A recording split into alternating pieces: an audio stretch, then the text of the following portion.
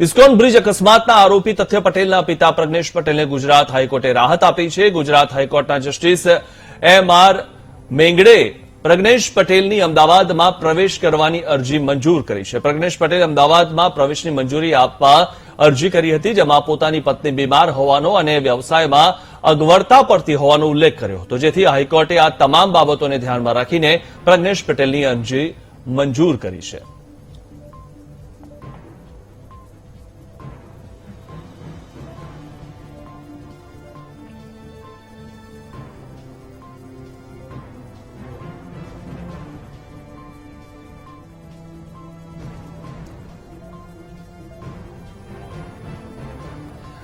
તો પ્રજ્ઞેશ પટેલની અરજી મંજૂર કરવામાં આવી છે. પ્રજ્ઞેશ પટેલે અરજી કરી હતી કે તેને અમદાવાદમાં પ્રવેશ કરવા દેવામાં આવે અને તેની અરજીને મંજૂર કરવામાં આવી છે.